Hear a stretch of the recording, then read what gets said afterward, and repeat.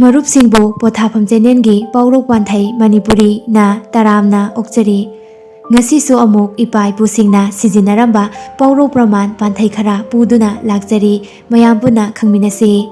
ꯄꯥꯎꯔꯧ ꯄ꯭ꯔꯃꯥꯟ ꯄꯥꯟꯊꯩ ꯑꯁꯤꯒꯤ ꯂꯣꯏꯁꯤꯜꯂꯛꯄꯗ ꯃꯃꯥꯡꯒꯤ ꯁꯔꯨꯛꯇ ꯆꯟꯖꯈꯤꯕ ꯄꯥꯎꯈꯣꯡ ꯑꯗꯨꯒꯤ ꯑꯆꯨꯝꯕ ꯄꯥꯎꯈꯨꯝ ꯄꯤꯕꯤꯔꯛꯄ ꯃꯔꯨꯞꯁꯤꯡꯒꯤ ꯃꯤꯡ ꯃꯌꯥꯝꯗ ꯂꯥꯎꯊꯣꯛꯆꯒꯅꯤ꯫ ꯂꯣꯏꯅꯅ ꯉꯁꯤꯁꯨ ꯑꯃꯨꯛ ꯃꯔꯨꯞꯁꯤꯡꯒꯤ ꯃꯐꯝꯗ ꯄꯥꯎꯈꯣꯡ ꯑꯃ ꯄꯨꯗꯨꯅ ꯂꯥꯛꯆꯔꯤ꯫ ꯄꯥꯎꯈꯣꯡ ꯑꯁꯤ ꯂꯣꯏꯁꯤꯜꯂꯛꯄꯗ ꯆꯟꯖꯔꯝꯒꯦ꯫ ꯑꯍꯥꯟꯕ ꯄꯥꯎꯔꯧꯗꯒꯤ ꯑꯍꯨꯝꯁꯨꯕ ꯄꯥꯎꯔꯧ ꯐꯥꯎꯕ ꯑꯁꯤ ꯄꯥꯕꯨꯡ ꯑꯊꯣꯛꯄꯝ ꯆꯥꯎꯕꯅ ꯄꯤꯕꯤꯔꯛꯄ ꯄꯥꯎꯔꯧꯅꯤ꯫ ꯑꯍꯥꯟꯕ ꯄꯥꯎꯔꯧ, ꯅꯤꯡꯊꯧꯒꯤ ꯃꯅꯥ ꯐꯛꯂꯥꯡꯗ ꯊꯦꯠꯂꯤ꯫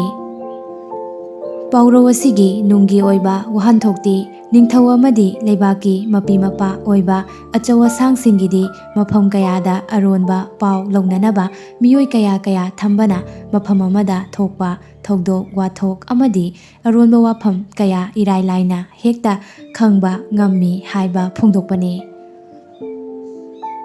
ꯑꯅꯤꯁꯨꯕ ꯄꯥꯎꯔꯧ, ꯆꯥꯁꯤ ꯃꯔꯨ ꯍꯨꯟꯗꯣꯛꯁꯤ ꯃꯇꯣꯡ꯫ ꯄꯥꯎꯔꯧ ꯑꯁꯤꯒꯤ ꯅꯨꯡꯒꯤ ꯋꯥꯍꯟꯊꯣꯛꯇꯤ ꯀꯔꯤꯒꯨꯝꯕ ꯊꯕꯛ ꯑꯃ ꯅꯠꯇ꯭ꯔꯒ ꯍꯤꯔꯝ ꯑꯃꯒꯤ ꯃꯇꯥꯡꯗ ꯋꯥꯔꯦꯞ ꯑꯃ ꯂꯧꯅꯕ ꯍꯣꯠꯅꯔꯛꯄꯗ ꯈꯟꯐꯝ ꯈꯪꯗꯗꯨꯅ ꯇꯧꯐꯝ ꯂꯥꯛꯐꯝ ꯈꯪꯗꯅ ꯋꯥꯔꯦꯞ ꯂꯧꯕ ꯉꯝꯗꯗꯨꯅ ꯆꯔꯛ ꯆꯍꯤꯡ ꯅꯥꯏꯅ ꯂꯩꯕꯕꯨ ꯐꯣꯡꯗꯣꯛꯄꯅꯤ꯫ ꯑꯍꯨꯝꯁꯨꯕ ꯄꯥꯎꯔꯧ, ꯅꯣꯡ ꯃꯪꯗꯅ ꯕ꯭ꯔꯖ ꯇꯥꯕ꯫ ꯄꯥꯎꯔꯧ ꯑꯁꯤꯒꯤ ꯅꯨꯡꯒꯤ ꯑꯣꯏꯕ ꯋꯥꯍꯟꯊꯣꯛꯇꯤ ꯊꯥꯖꯗꯅ ꯈꯨꯗꯣꯡꯊꯤꯕ ꯅꯪꯕ ꯍꯥꯏꯕꯅꯤ꯫ ꯑꯋꯥ ꯑꯅꯥ ꯈꯨꯗꯣꯡꯊꯤꯕ ꯊꯣꯛꯂꯛꯀꯅꯤ ꯈꯜꯂꯨꯗꯕ ꯃꯐꯝꯗꯒꯤ ꯊꯥꯖꯗꯅ ꯈꯨꯗꯣꯡꯊꯤꯕ ꯑꯋꯥ ꯑꯅꯥ ꯇꯥꯔꯛꯄꯕꯨ ꯐꯣꯡꯗꯣꯛꯄꯅꯤ꯫ ꯃꯔꯤꯁꯨꯕ ꯄꯥꯎꯔꯧ, ꯀꯂꯛꯃꯥꯡꯗ ꯆꯥꯡ ꯇꯥꯕ ꯏꯀꯥꯏꯃꯥꯡꯗ ꯍꯣꯔꯠꯄ꯫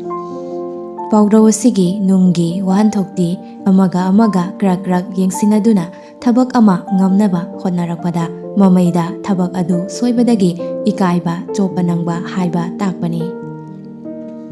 ꯃꯉꯥꯁꯨꯕ ꯄꯥꯎꯔꯧ, ꯂꯥꯏꯁꯪ ꯃꯌꯥ ꯅꯛꯄ ꯂꯥꯏ ꯅꯤꯡꯗꯦ꯫ ꯄꯥꯎꯔꯧ ꯑꯁꯤꯒꯤ ꯅꯨꯡꯒꯤ ꯋꯥꯍꯟꯊꯣꯛꯇꯤ ꯐꯅ ꯃꯒꯨꯟ ꯂꯩꯕ ꯀꯥꯟꯅꯕ ꯄꯣꯠ ꯅꯠꯇ꯭ꯔꯒ ꯃꯤ ꯑꯗꯨ ꯏꯅꯥꯛꯇ ꯅꯠꯇ꯭ꯔꯒ ꯅꯛꯅ ꯂꯩꯕꯗꯒꯤ ꯂꯥꯏꯊꯣꯔꯛꯄ ꯀꯣꯝꯊꯣꯔꯛꯄ ꯅꯠꯇ꯭ꯔꯒ ꯊꯑꯣꯏ ꯋꯥꯑꯣꯏꯗꯅ ꯈꯜꯂꯛꯇꯨꯅ ꯂꯩꯊꯣꯛꯄ ꯍꯥꯏꯕ ꯐꯣꯡꯗꯣꯛꯄꯅꯤ꯫ ꯇꯔꯨꯛꯁꯨꯕ ꯑꯁꯤꯗꯤ ꯄꯥꯟꯊꯩꯅꯤ꯫ ꯈꯨꯟꯇꯥꯛ ꯂꯥꯟꯁꯤꯕꯗꯣ ꯃꯉꯥꯏꯔꯦ꯫ ꯄꯥꯟꯊꯩ ꯑꯁꯤꯒꯤ ꯑꯥꯔꯊꯗꯤ ꯃꯤ ꯏꯔꯩ ꯂꯩꯁꯤꯜꯂꯛꯇ꯭ꯔꯗꯨꯅ ꯏꯆꯤꯛ ꯆꯤꯛꯂꯛꯄ, ꯍꯥꯟꯅꯗꯤ ꯃꯤ ꯃꯇꯤꯛ ꯆꯥꯅ ꯂꯩꯔꯝꯕ ꯍꯥꯏꯕꯅꯤ꯫ ꯇꯔꯦꯠꯁꯨꯕ ꯑꯁꯤꯁꯨ ꯄꯥꯟꯊꯩꯅꯤ꯫ ꯀꯥꯡ ꯇꯥꯟꯊꯣꯛꯄꯗꯣ ꯃꯉꯥꯏꯔꯦ꯫ ꯄꯥꯟꯊꯩ ꯑꯁꯤꯒꯤ ꯑꯥꯔꯊꯗꯤ ꯍꯟꯅ ꯇꯧꯒꯅꯨ ꯍꯥꯏꯔꯕ ꯃꯛꯇꯗ ꯑꯅꯝ ꯀꯟꯗꯨꯅ ꯃꯐꯝ ꯑꯗꯨꯗ ꯆꯪꯗꯨꯅ ꯊꯕꯛ ꯇꯧꯕ ꯏꯀꯥꯏ ꯈꯪꯗꯕ ꯍꯥꯏꯕꯅꯤ꯫ ꯅꯤꯄꯥꯜꯁꯨꯕ ꯑꯁꯤꯁꯨ ꯄꯥꯟꯊꯩꯅꯤ꯫ ꯎꯗꯒꯤ ꯇꯥꯕꯃꯨꯛ ꯄꯪꯈ꯭ꯔꯦ꯫ ꯄꯥꯟꯊꯩ ꯑꯁꯤꯒꯤ ꯑꯥꯔꯊꯗꯤ ꯂꯧꯁꯤꯡ ꯒ꯭ꯌꯥꯟ ꯑꯃꯠꯇ ꯊꯣꯛꯇꯕ, ꯐꯨꯡꯕꯪꯅꯗꯨꯅ ꯄꯪꯊꯗꯨꯅ ꯇꯧꯐꯝ ꯈꯪꯗꯅ ꯂꯩꯕ ꯍꯥꯏꯕꯅꯤ꯫